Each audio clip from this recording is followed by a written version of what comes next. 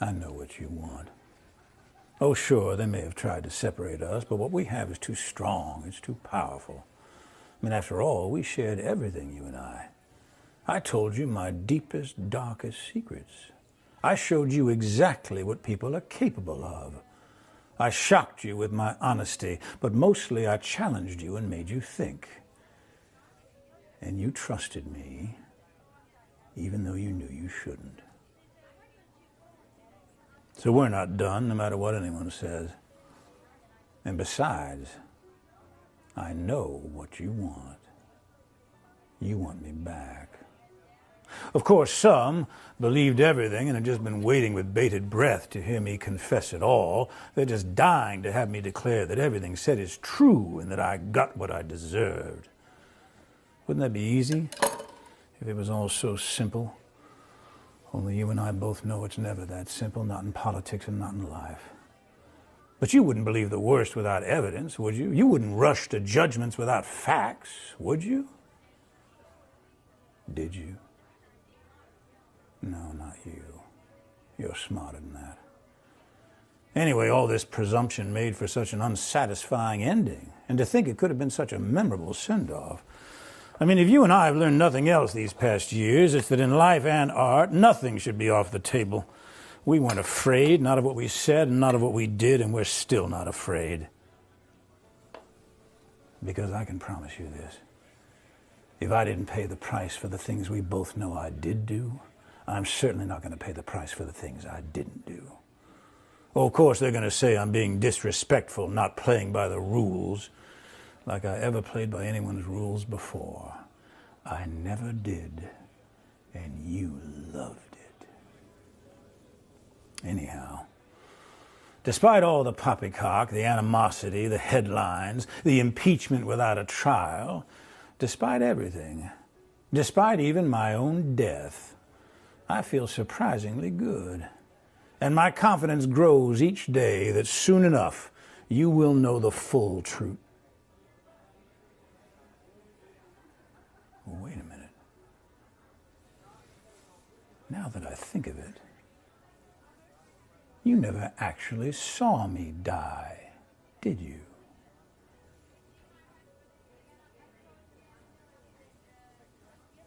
Conclusions can be so deceiving. Miss me?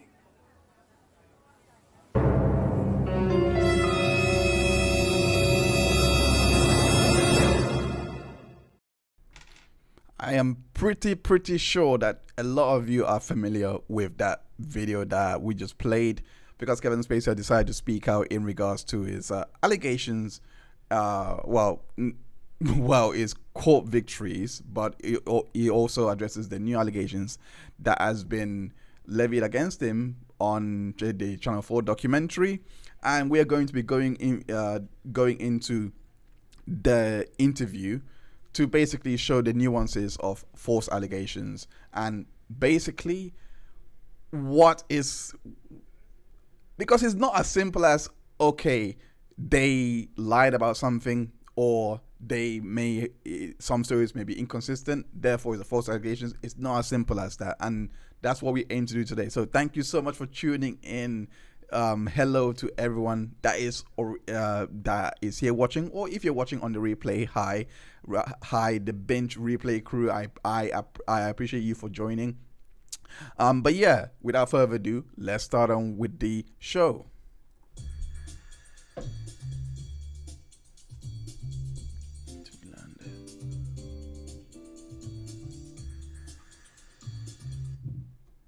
Right, so like I was saying earlier, in regards to the entire Kevin Spacey interview, there were a couple of things that stuck out to me, especially when it comes to just the pure. I mean, of course, we have to acknowledge, yes, he is an actor, but I do think that there are some things you just can't act your way out of. I mean, some moments did stick out to me as a bit cringy. And it just, my mind went straight to the intro clip that you guys saw earlier, that little monologue, because that is the one thing, and it's not really spoilers, but it's the one thing that Dan Wootton never asked him, "Oh, why did you release that?" Or why was that? He wasn't part of this, but he was just released in the midst of that.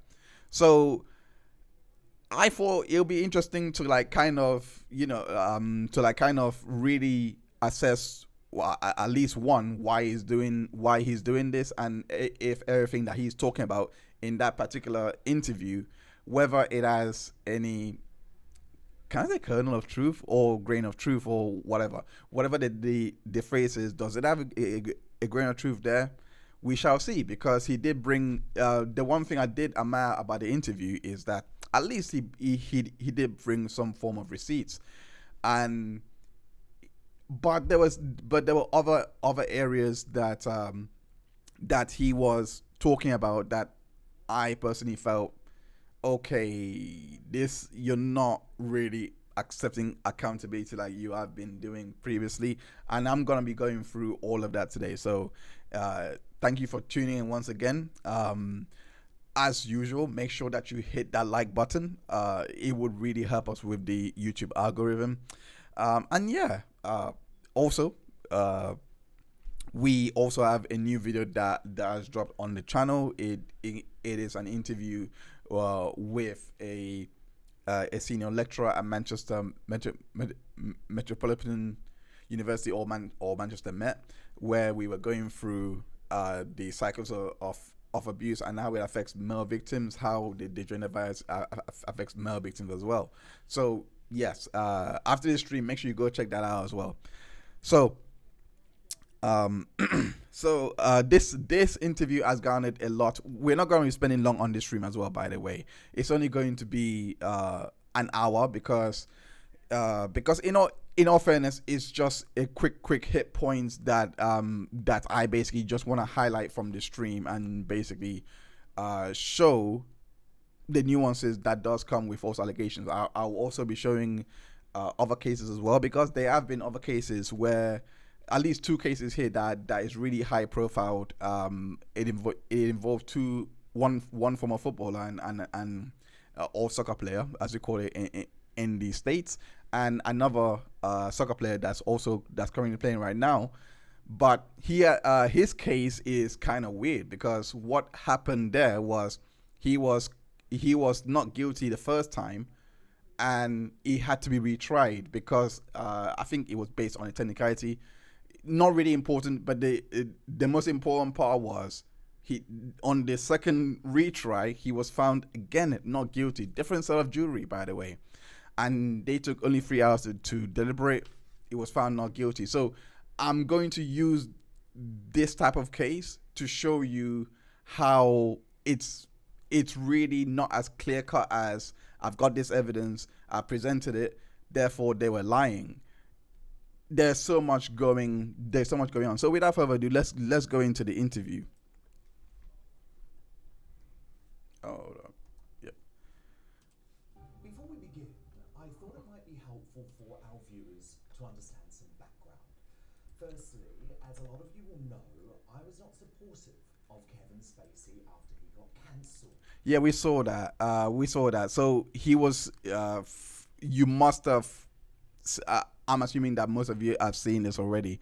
So I'm just gonna go straight to the key part, because it's here. This was the first part that I noticed, and this was what he was going on to talk about Anthony Rapp. For those that don't know, Anthony Rapp is he had a civil case with him, and he was found not liable. And of course, as you know, the civil standard. Once again, as you know, the civil standard or the civil burden of proof is not as stringent as a criminal case, because one is reasonable doubt, one is based on the preponderance of evidence. So statistically, you are more likely to prevail at a civil suit.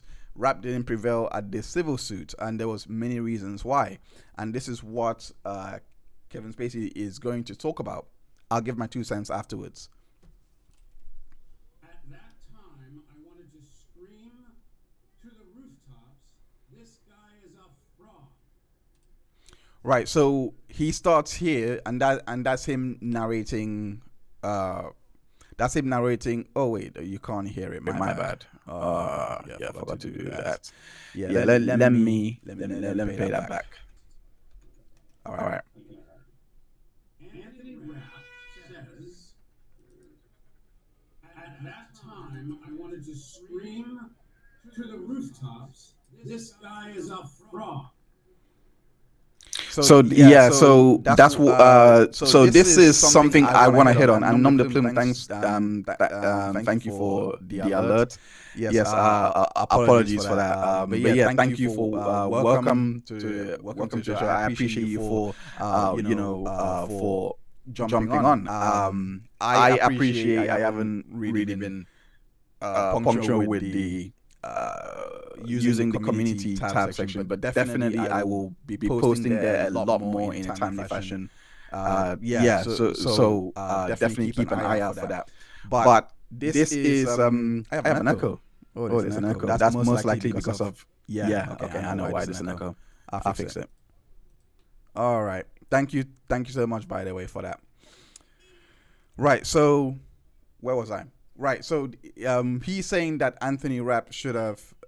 He's basically saying he shouted out, that he's a fraud.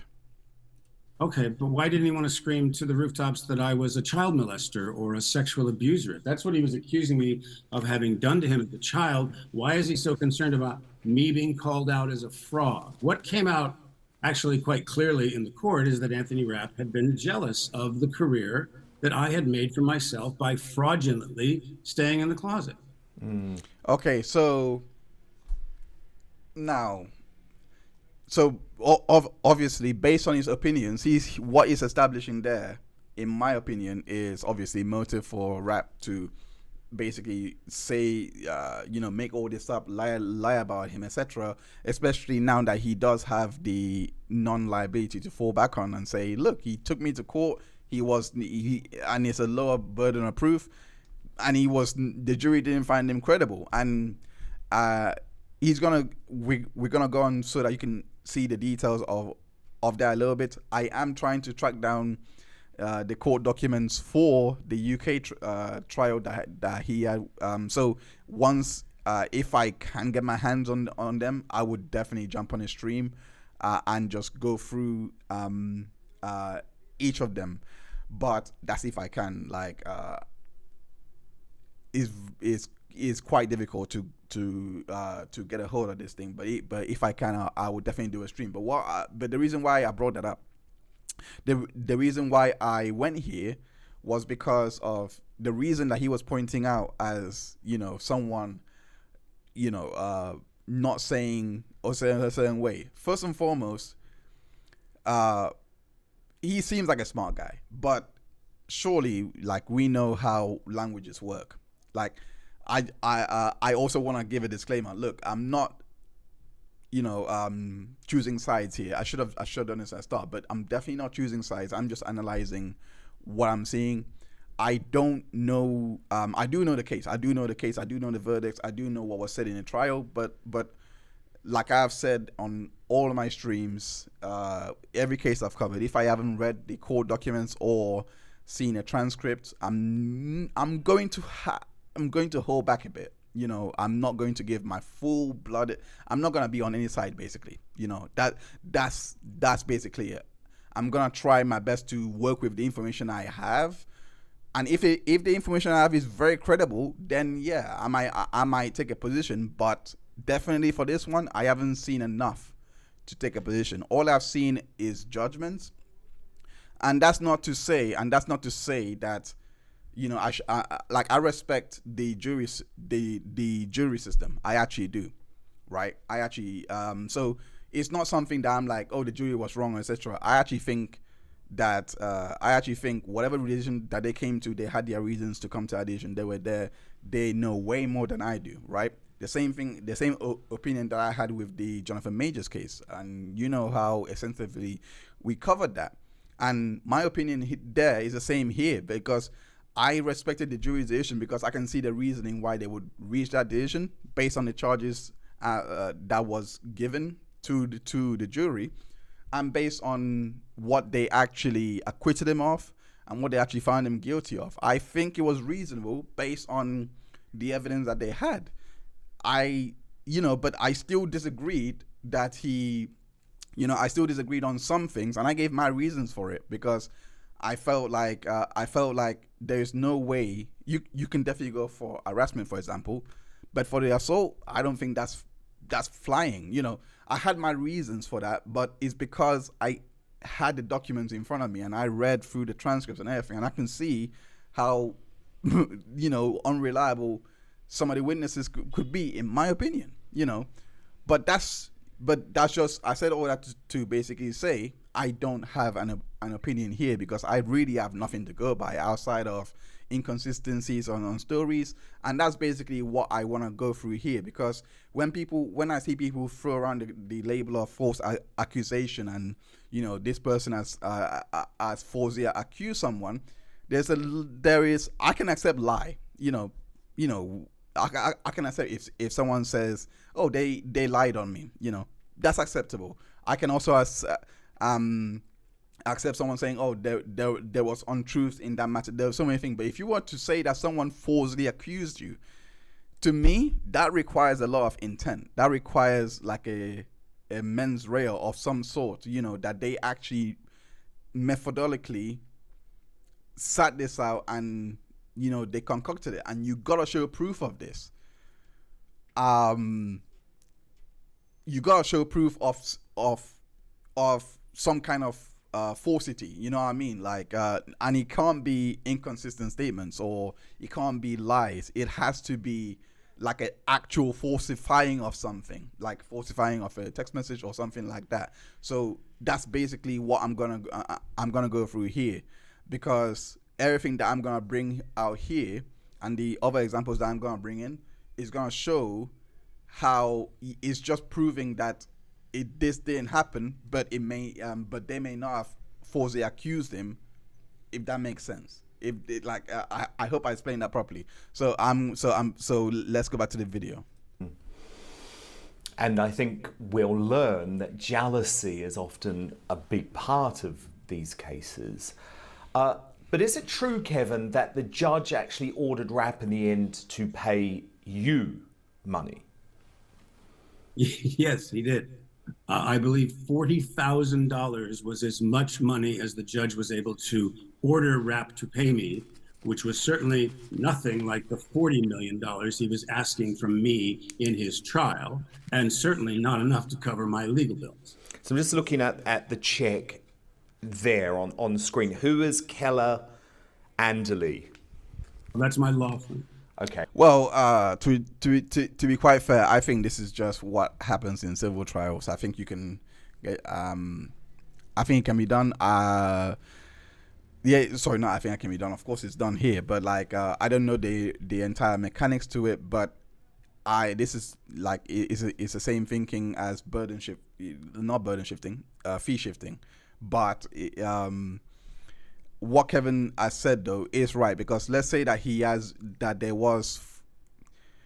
because he was asked a question in regards to how this affected his life, and he was like, oh, it's all these accusations as basically changed my life, and he's not being able to work, etc. And yeah, if you have been accused of something, that's going to happen. But if but the nuance here, especially with this case, that hopefully people remember, hopefully, because I know our memories are not great, and theirs would not be any better if this all happened when they were I think the Rapp incident happened in 1986 or something like that. Their memories are not gonna be great. So when you get this accusation thrown at you, and he's saying that he was falsely accused, I can, because that's what he was setting up. Because I'm gonna go to the next part now. I'm gonna go to the next part, because he does actually go on to explain how Rapp was actually doing the witch hunt, and this is where I do think where he was actually falsifying where he was actually lying, but it wasn't the lie. It wasn't just an inconsistent statement of remembering something in the past, but it was lying to the media. So that's what we're gonna go into now. Substance, if he had lied about the, and he was then asked in sum and substance if he had lied about the reason he decided to come forward with allegations against me, and he said yes, that he had lied. And the next day, E! News runs a headline that says, Anthony Rapp sets the record straight. I mean, all right. So what he's talking about there is basically him lying about going to the papers and saying, and let me try and get up the actual article. 1 second, because I got it here. Let me try and get it up. How do I share it? Hold up. Apologies for this. Let me just try and get it up real quick. Okay. All right. I hope everyone is doing well. While we do this, make sure that you hit that like button to obviously help the stream be more visible. Hit that like button so that the algorithm can recognize it. So this is it. So basically, this is the story that he is referring to. Anthony Rapp revealed one of the reasons of coming forward against Kevin Spacey wasn't true. So he says. So this is the backstory of that. So Rapp accused Spacey of acting in a sexually inappropriate manner around him when Rapp was 14. During the 2022 trial, he was asked to a reporter. Rapp was exposed to an article where Lupita Nyong'o made a sexual harassment against Harvey Weinstein, who has denied the charges, blah blah. But he was shown a screenshot of text messages between Rapp and BuzzFeed reporter, seemingly revealed that Rapp had come forward with this allegation on the October 11th, 8 days before the piece involving Nyong'o and Weinstein. Now, when you see something like that, because that is actual proof, does that mean they fabricated it? No. Does that mean that they were making up the stories? No, or something like that. But it does mean that there was at least an effort to frame it in a way that would be disparaging as disparaging to him. Again, like I said, I'm not taking sides because let's be real. There are some things in this interview that he has copped to that I'm like, if there is, and I want to give him as much benefit of the doubt, because I believe you should be given a bit of grace if you have been honest about something. I don't think people should use that to say, oh well, he might have done this and that. But based on the volume of people accusing him, my mind cannot escape but actually think, has he done this? I'm not saying, like, again, he has been acquitted. I do think he should get his life back, because once you've been acquitted, you should be allowed to go back into work. But of course, the court of public opinion runs differently. But in terms of what I'm saying here in regards to a false accusation, when you see information like this, like someone who goes forward to the media, and this is why I personally think when you compound this and also the discrepancies to his story, I can see why a juror might look at it and be like, I'm not going to convict this guy. I'm not going to make this guy liable to pay you X the amount that you want, because the way that you have already lied about when you've gone forward, and you were already telling people, when you went forward with the whole Weinstein thing, like trying to lump it all up, like to make it seem as if this was your moment. I can see how someone can conclude and be like, nah, I'm not gonna make him liable for that. But the most important part out of that is there is nothing here to say that Rapp fabricated the story until we play until until we play on. Let me just continue. 1 second. I mean, it's all right there. It's just that no. Hold up. That's wrong. Hold up. Just trying to. Hold up. Here we go. Nobody wants to look closer. Anyhow, it's moments like those that make it hard for me to not wonder if this is really just a personal attack. Yeah, I understand that, because even as a journalist myself for many years reporting on stories like this, that really does feel like shocking journalism to me. And if I'm honest, I'm not sure I would have believed a lot of this if you didn't have such compelling evidence to the contrary. But okay, so they've told you that they're going to include you've been cleared of all criminal charges against you. Hopefully that won't just be a few words on screen at the end. We know their game, but we'll see. But now it seems they present the personal testimonies of the contributors, as they call them. So back to the letter. In the interest of clarity, we will address the statements in chronological order. So this is contributor 1, and I'm not gonna go into him that much because I mean, come on. If I'm just gonna be fair here. If Anthony Rapp's memory is already a bit shaky when he was, just 14, and this one is a clear he said she said. I don't really care, but it is the second one that I really want to go into, because this is the same. We'll just go into it, because what was said here,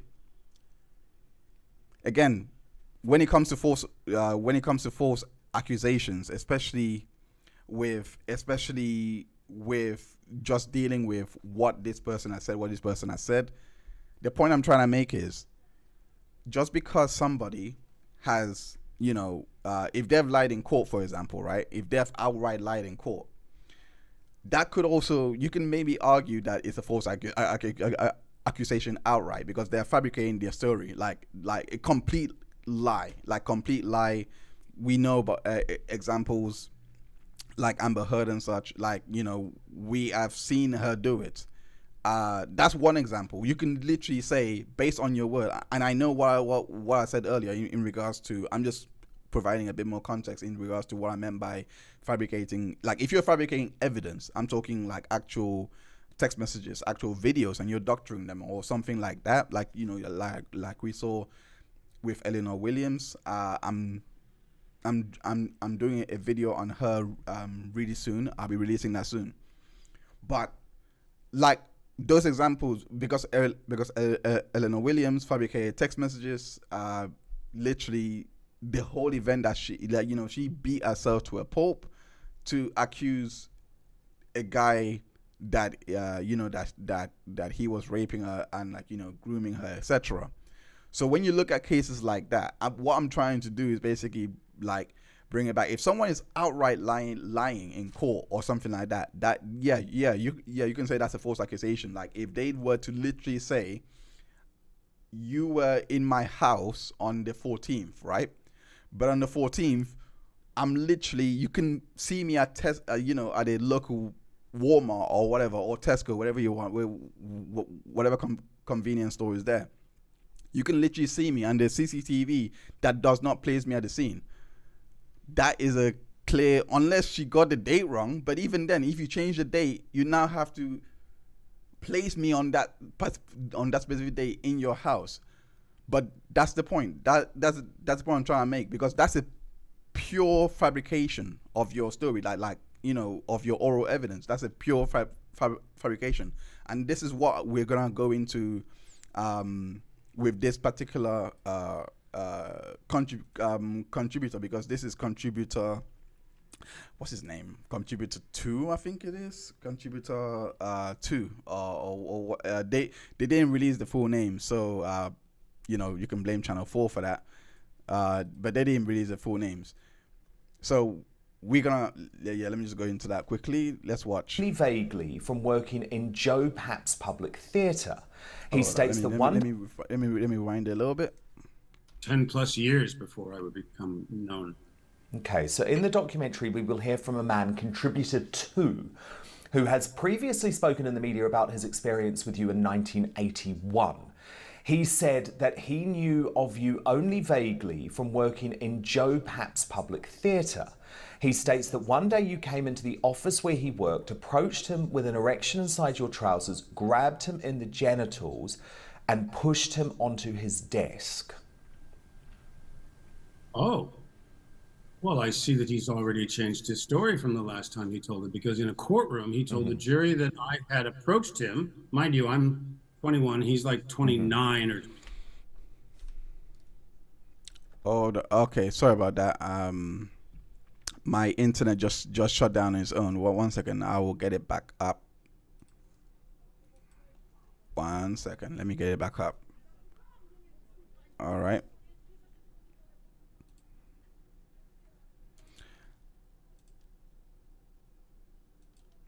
Sorry about that. It's my internet. Hold up. Okay, so. Okay, let me wait for the ads. I really need to. Oh gosh. All right, there we go. Now that's embarrassing. Okay, so I have got it back up. Let's go back into the video.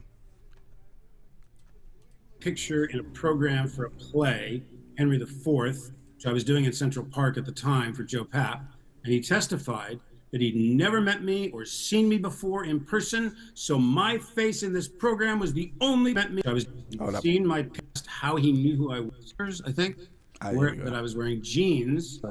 21, actually, he's like 29 or 27 or something. Yeah, that's one. This is where we stop. Up in the air with one hand as if I was like Superman. Sorry about that, because I was talking over. So, yes, before the interruption, sorry about that. This is where we stop. So I'm gonna, so that we can 21. He's like 29 or 27 or something. He says that I picked up in the air with one hand as if I was like Superman, and now he's saying I grabbed him and pushed him onto his desk, which I can only assume is because he was called out about it in a court case. I believe he also said that I was wearing jeans, and now you just said trousers, I think, where it might be easier to see someone's erection than a pair of jeans. Also, okay, so before we continue, right there is what I was talking about earlier in regards to inconsistent statements. Okay, so just because he did lie about all those things, there is no way, like, the one thing that Kevin is not doing right now is saying, no, I didn't do this, and no, I didn't do this, or having a firm denial. That doesn't mean, I'm just noticing that it doesn't mean anything, to be quite honest. But I'm just saying, like, he is more focusing on the inconsistencies, which is fine. But if you're gonna call it a false accusation, then it'll be nice to be like, I wasn't there that day, or this. What day is he referring to? What specific day is this? Or but he must know something about this event. That's the part that I'm getting from it. He must know something about this particular event that is making him look at the inconsistencies. But that's neither here or there. The point I want to make is coming up. Just know this: when this guy was asked how he knew who I was, testified he'd seen my picture in a program for a play, Henry IV, which I was doing in Central Park at the time for Joe Papp, and he testified that he'd never met me or seen me before in person, so my face in this program was the only possible way to identify me.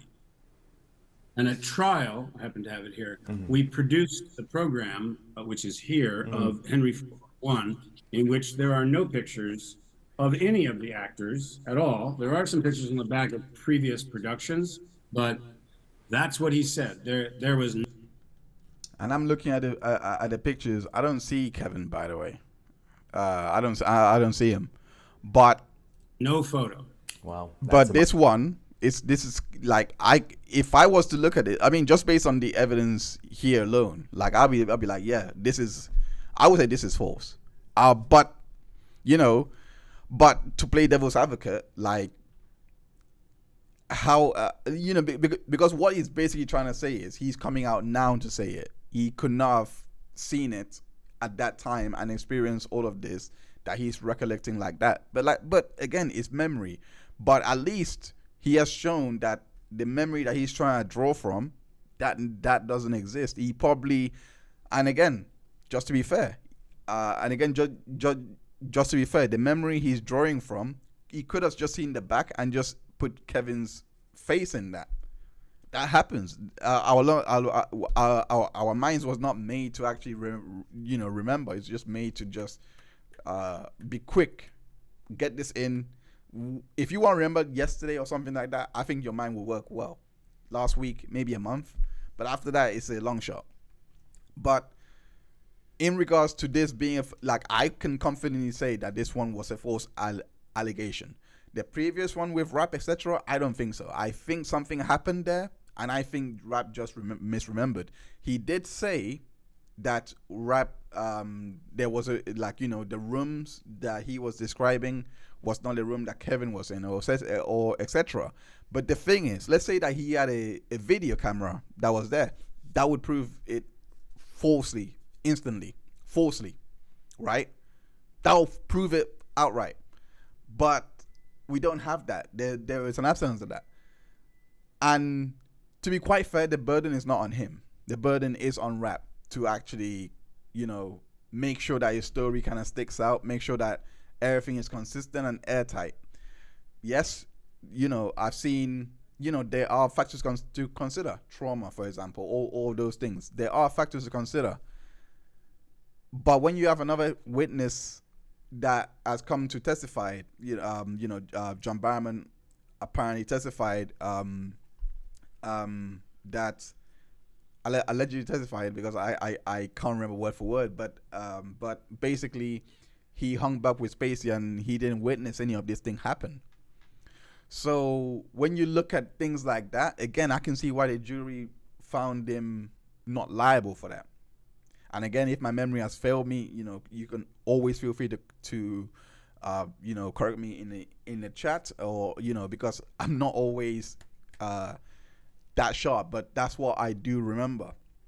But like I said, this particular example, I would say that this one is a blatant false accusation, just based on the and I'm trying to be fair, just based on the confines that we have to work with, because again, this is 1981, this is years ago, and there's a picture proof. I cannot look away from that. That's just not possible but that's just for this particular contributor, because yes, he has had multiple accusers, but I really think that we have to be really careful. Because I have seen, I don't want to talk about this case yet, but I'm sure you know about the Marilyn Manson case. I have seen that, and we've seen. To me, I'm sorry, if you fake an FBI letter, I don't know, man. I don't know. That's not looking good for you, bruv. That's just not looking good. I don't know. But things like that does make me a bit skeptical, because I do think, I really believe in this. I really believe if you have multiple accusers, I want to hear from each and every one of these accusers, and I want each and every one of them try and test it. If this person is found guilty, doesn't mean that everyone else is. Sorry, if this person is found not guilty, doesn't mean that all of them are lying. Vice versa. Just because he may have done this does not mean, like I said, if you have the same rule of thumb, I'm gonna bring this video that proves I wasn't there, for example. He could do that for just only 6 of the accusers. Let's say he has 8 accusers, right? 6 of them, he brings evidence that he was nowhere to be found. But for 2 of them, there's nothing. That's how I work. So when I'm looking at Spacey's case, that's literally how I'm operating. But I want to give the example that I was referring to earlier in regards to the footballers that I was referring to. Let me try and get it up. 1 second. Bear with me. Oh, okay. Yeah, that's my computer shutting down abruptly has really damaged, thrown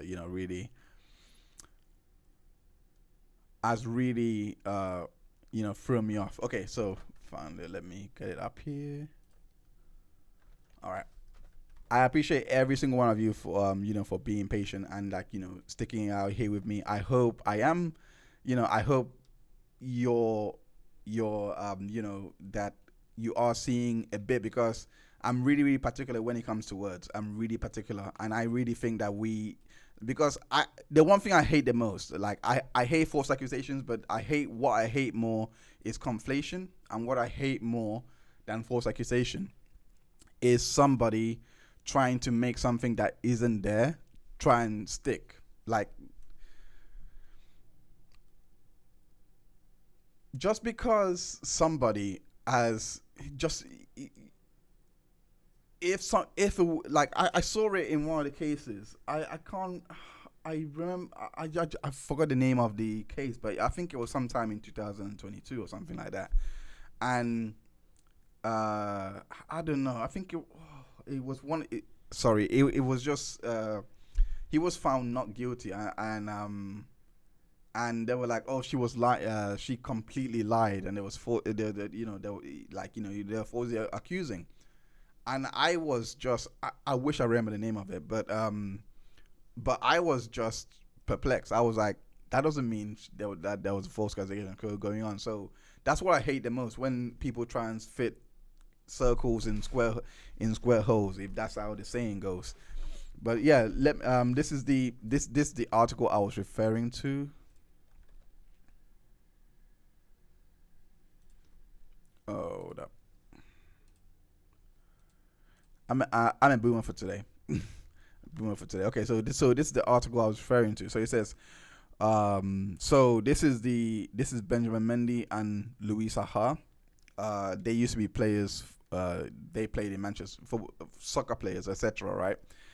So these were the text messages, and he was, I think, for Benjamin Mendy, he was represented by Eleanor Laws, who represented the son in Johnny Depp's legal trial, and he has been acquitted twice with I think she was his counsel for the second trial. I'm not sure about the first one, but the point here is these were the text messages that was being sent. Bear in mind, this is a rape case, and this was the text messages that they were presenting to try and prove that this thing happened.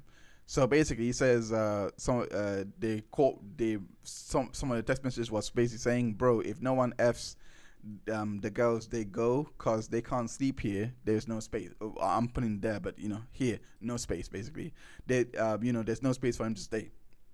And another said nobody was to come into the cinema room in Mr. Mendy's house in Presbury because of plans to have sex there. I am going to F the tall one, but the Spanish girl, LOL. Like, when you're reading things like this, and they have been found not guilty, right? I can see why you will find this not guilty, because this just sounds like they're just organizing a sex orgy, like back and forth. And I'm not sure if they're allowed to do this, but we never know with juries. But they could even infer that if they were really doing this, they wouldn't be texting more, so to speak, or something like that. Again, I've never been a juror, so I don't know if they are instructed not to make those inferences. But anyway, we are boss, they are B words. So I think this part there was a smoking gun here. Random girl, hello, welcome. Let me just go to the chat quickly. How are you doing? I'm sorry to hear that. Let me know. Like, if it's too much, 100% take time for yourself, because it is a very touchy subject. It's a very sensitive subject, especially and I'm going to talk about the Weinstein reversal soon. I'm working on a video for that. So I do cover a lot of heavy subjects here. So definitely, if you're tuning in, definitely, if you need breaks, etc., if you want to, if you don't want to watch it at all, definitely put your mental health first, because that is the most important part. Sorry, that's the most important thing here. Not part, thing. But yeah, I appreciate you for tuning in. I will try and censor the words a little bit. I'm not gonna stay long on that, but I was only gonna show that they still have like these messages. Let me go back to the oh, I didn't even show you the messages. I'm so sorry. I didn't even show you. So I didn't even show you. So basically, it's here. So this is basically what it said. If no one, etc. So this is what I think they were trying to establish their mindset. And he says we are boss. They are B words. So when you hearing that, yeah, you can try and argue, yeah, it's likely that they're going to say this, etc. But unfortunately, I don't have what the women were saying. You know, I will let my D do the talking, etc. You know, I don't have like when you're reading this, you might say, oh, are these guys even trafficking even? Like, like allegedly, of course. But like, but the point is, like when you're reading this and you hear their testimonies, and that I don't have it here because it's just summing up a lot of the a lot of what was going on with the arguments.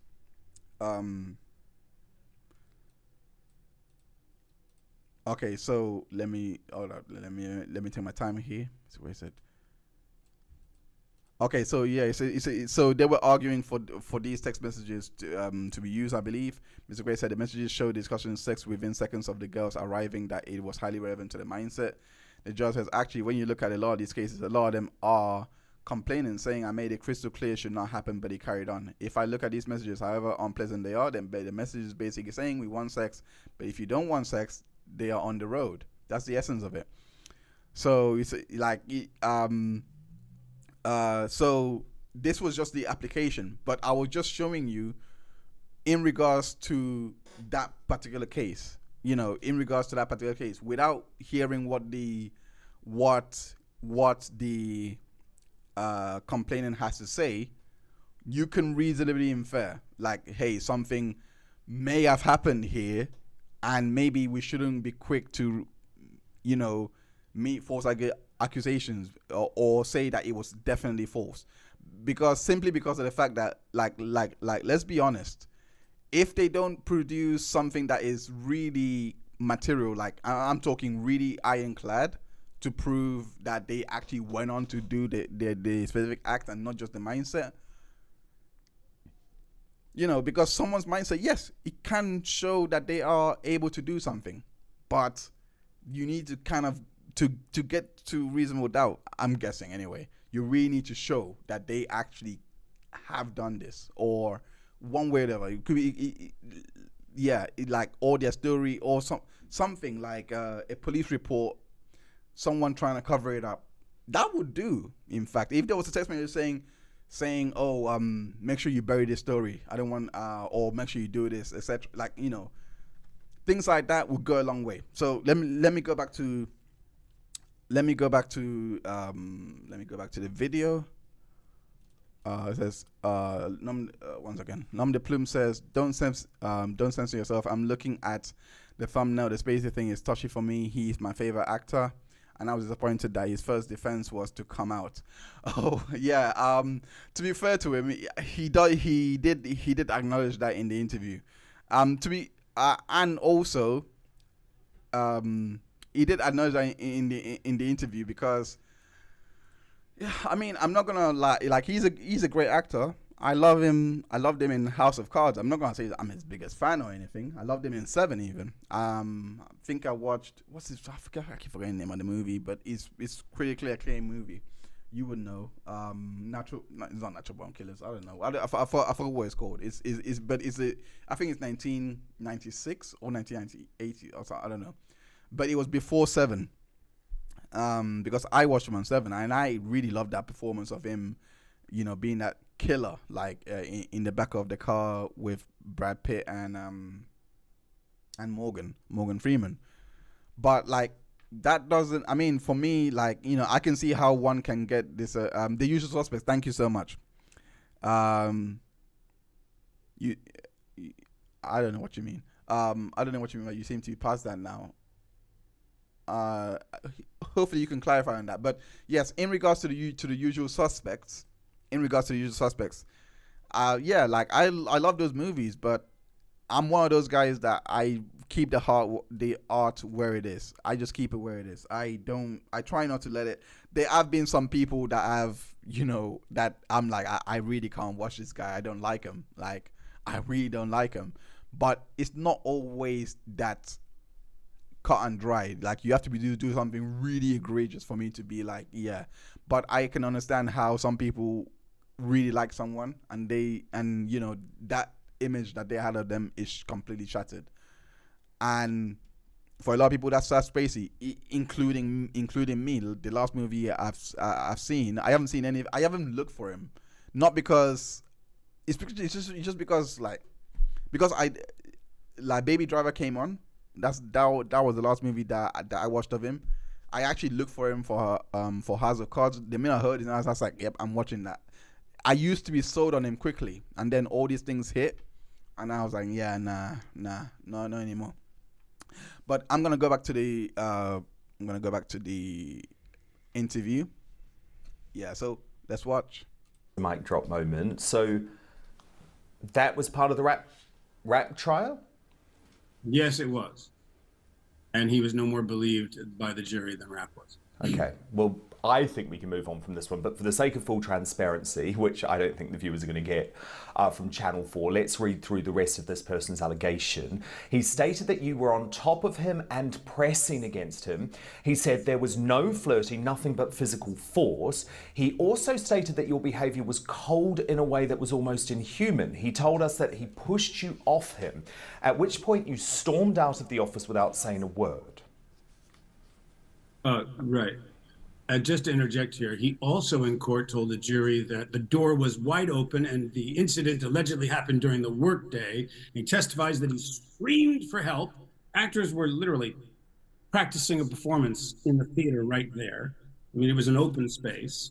And apparently no one heard his alleged yelling. And apparently now he's decided to drop that part of the story entirely. Not surprising. As to Now, this is something like, you know, why, it seems.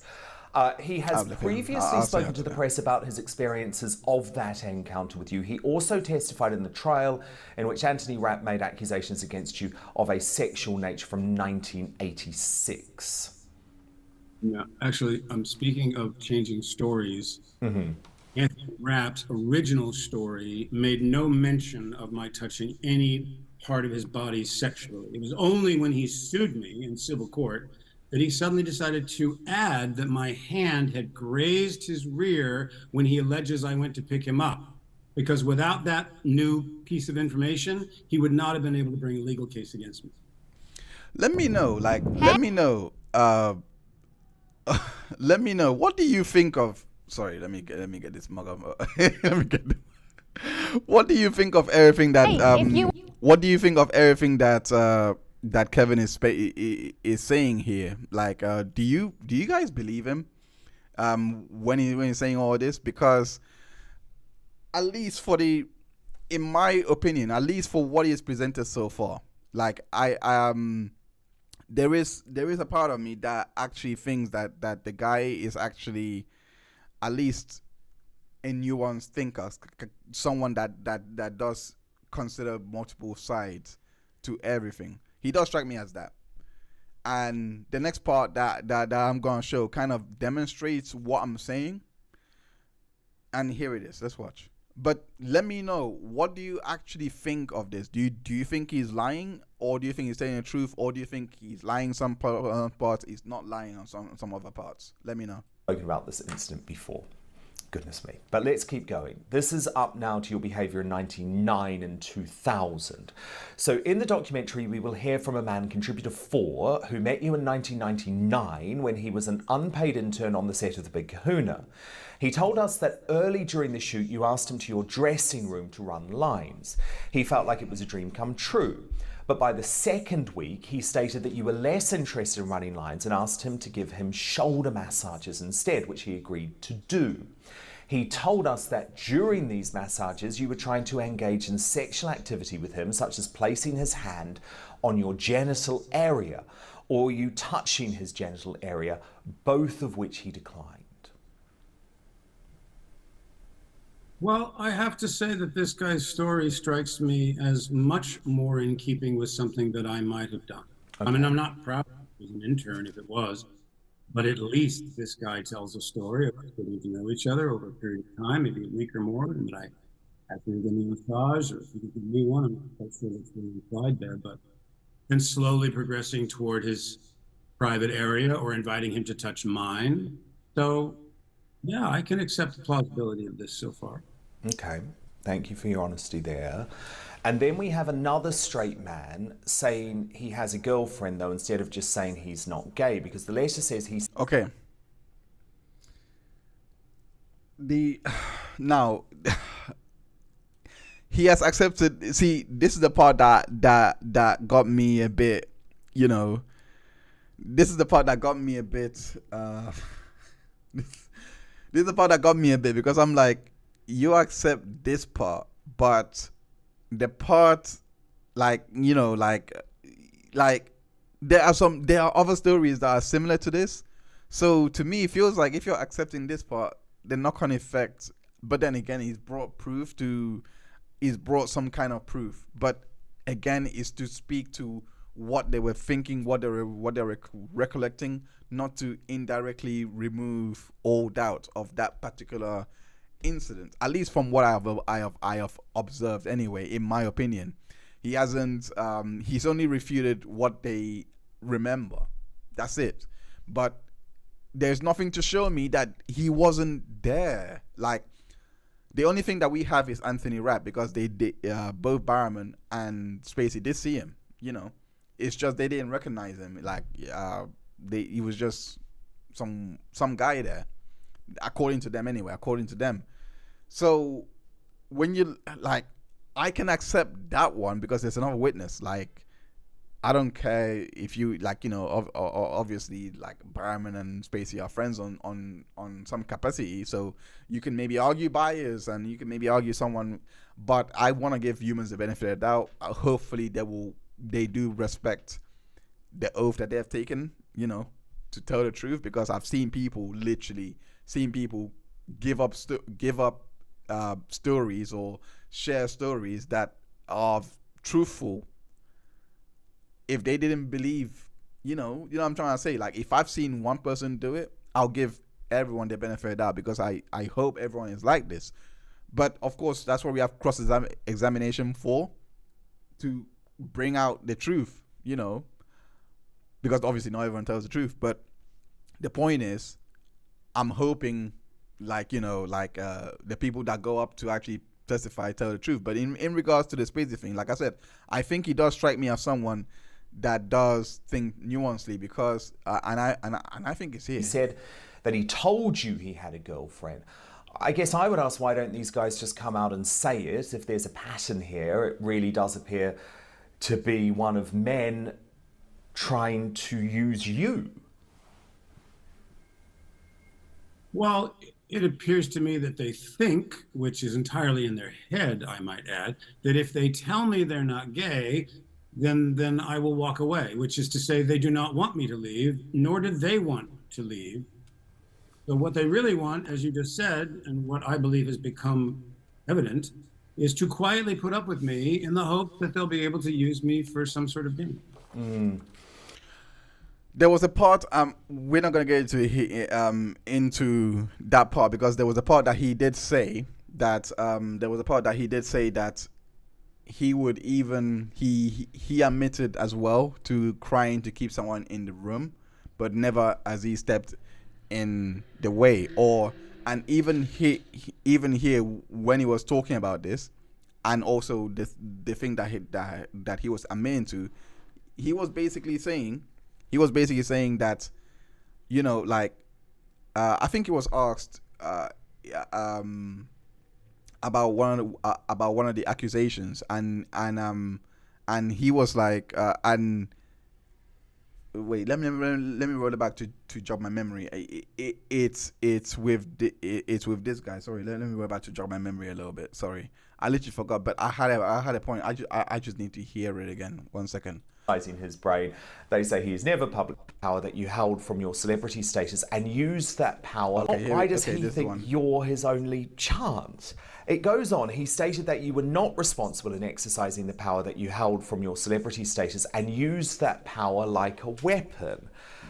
So this guy was clearly not responsible in exercising his brain. They say he has never publicly spoken about this incident before. Goodness me. But let's keep going. This is up now to your behaviour in 99 and 2000.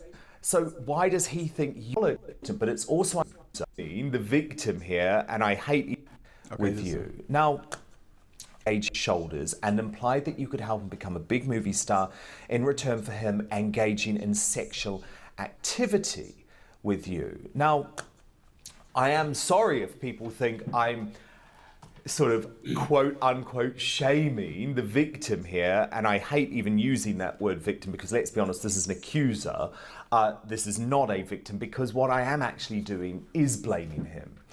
The Me Too movement, yep, in some ways it was powerful and important, but it's also, unfortunately, Kevin, paved the way for people like this guy to come forward in an effort to absolve himself of any responsibility whatsoever. And I'm sorry, this is bollocks. We all want to make it in whatever job we're in. So why does he think you're his only chance? It goes on. He stated that you were not responsible in exercising the power that you held from your celebrity status and used that power like a weapon. So this guy was clearly not responsible in exercising his brain. They say he has never publicly spoken about this incident before. Goodness me. But let's keep going. This is up now to your behaviour in 99 Dan Wootton is 2000. So in the documentary, we will hear from a man, contributor 4, who met you in 1999 when he was Thank you so much for unpaid tuning in, intern Random on Girl. the set. Thank you so much for tuning in. We'll be doing this every week. I've had so much to get through, but definitely the next one I will announce it. But yeah, thank you so much for tuning in, and I appreciate every single one of you that have tuned in, no matter how many of you there are. Let's get back to into the big this. kahuna. He told us that early during the shoot, you asked him to your dressing room to run lines. He felt like it was a dream come There's a true. point I want to make here. But by the second week, he stated that you were less interested in running lines and asked him to give him shoulder massages instead, which he agreed to do. He told us that during these massages, you were trying to engage in sexual activity with him, such as placing his hand on your genital area or you touching his genital area, both of which he declined. Well, I have to say that this guy's story strikes me as much more in keeping with something that I might have done. Okay. I mean, I'm not proud as an intern if it was. Okay, so there's a cut there. There is a cut there. So I'm guessing that's most likely legal. So that it's not used against him. He says he's not proud of it, so that would most likely mean a culpability of whatnot. No idea what's going to go on, but I know it's that cut, and yeah. It's a story of us getting to know each other over a period of time, maybe a week or more, and that I asked him to give me a massage, or if he could give me one. I'm not quite sure what's being implied there, but then slowly progressing toward his private area or inviting him to touch mine. So, yeah, I can accept the plausibility of this so far.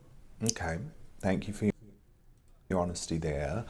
And then we have another straight man saying, yeah. So in regards to this one, what I was what he basically is saying there was what is, of course, he's framing himself as a victim, which you would feel like if because false accusations is abuse. Like, you are a victim. It is abusive. It sends you into a psychological turmoil.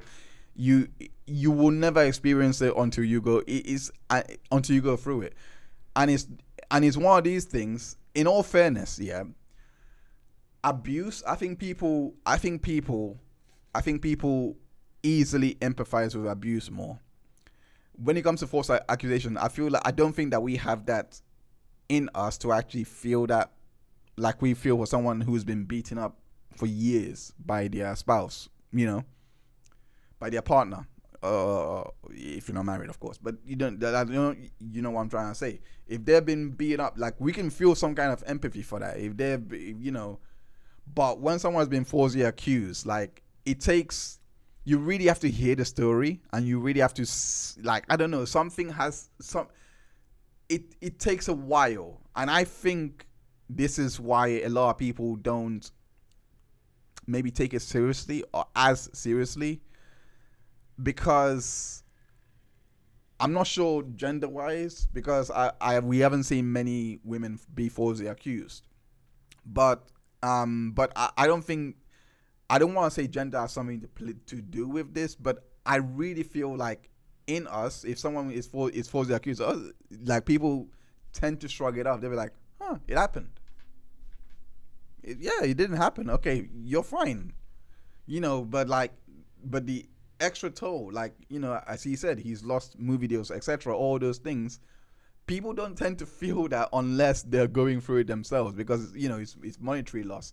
Is unless they take their life, then that's different. People might then start to sympathize.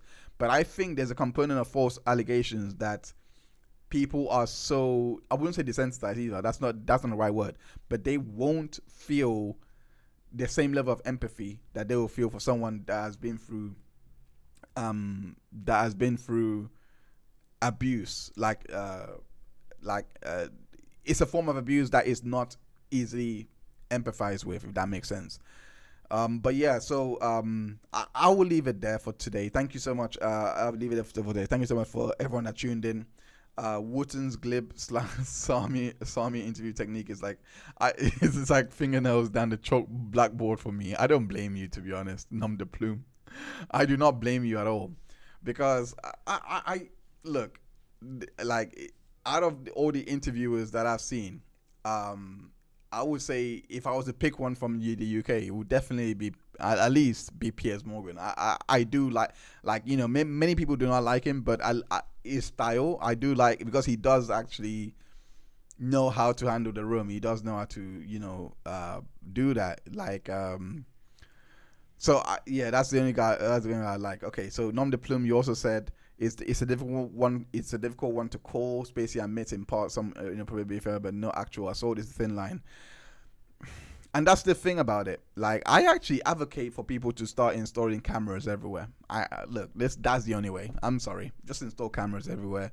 Let them know, like, hey, if you wanna go, you can go, but cameras are here. Like, it's not gonna be used in any other capacity other than evidence. I don't know the solution to this. I don't have the answers to this, because but I do want it to stop, and I do aim to do more streams where I talk about this more and more. I really, the reason why I picked this is because I do think Spacey was the ideal template for this, because he does have multiple, and he brought receipts. I'm sorry, when you bring receipts, that's a good baseline for me to start with. Like, and I think everything that he brought to kind of make his case for him, you can argue that some of the people that were accusing him were literally falsely accusing him, because it's just couldn't have happened the way that they have imagined it to have happened. But at the same time, I also have to acknowledge some of these incidents, they are non-denial in terms of he's only attacking their memory, which is fine. You're allowed to do. You're defending yourself. But at the same time, you kind of have to really hit home. Like, look, he is saying, unless he really can't remember, because he's an old guy, he's not young. Unless he really can't remember, you know, so he's just saying his memory is bad because my memory is bad. So he's projecting onto, unless he really can't remember. I really hope that you could say, look, that night, me and John Barrowman met. We literally went out for a drink. We stayed out till 4 a.m. There is no way after we have seen this guy and we sent everyone home, and then me and John went, there's no way that could have happened. You know, things like that. That is so ironclad. I would say that if that's what really happened, But but that's what I was looking for in a way, which is why I don't want to call him a pedo, because or for being with. That's why I don't want to call him based on rap. Like and also based on the other, I don't want to call him that because you have these two people, but at the same time he has accepted all these other things. So I'm like, okay, jury's out. But it's a difficult one, and if I decide, like, if I get the court documents over, definitely we will do another stream where I go over all the court documents for this. But hopefully this was a much better stream than the last week. There has been no mic issues. I am so happy with that. We can finally have a stream without there being a mic pause. That's deliberate, by the way. That's deliberate. But yeah, like no mic issues, no nothing. It is I'm fine. Like, the channel is evolving, and I will there are so many, we now have a channel for live streaming just cases, so that you can go there and watch just live streams of and have my commentary on cases. We're gonna launch that. It is launched now, but we're gonna start advertising that a lot more on here and on social networks when the Courtney Claney trial goes to court, because I really want to make this channel just for deep dives and just for in the analysis, things like this. I want to make this channel just for that, like deep dives and analysis. So like a true crime channel, if you want. Is that how you say it? Yeah. I've always had a vision of where I want this channel to go, and I always never knew how I would cover trials, because I do want to cover them. I always never knew. Now I know. The channel is called The Unintentional Juror. So I will link that below, and you guys can go check that out in your own time. But when we go live with our first case, you will see that. You will see, at least hopefully see the plan. So but anyway, yes, thank you so much once again for everyone for tuning in. Have a great evening or day wherever you're at. If you're hearing background voices, that's not me. But yeah, take care of yourself. Have a great evening. I'm gonna leave it there. Have a good one. Bye bye.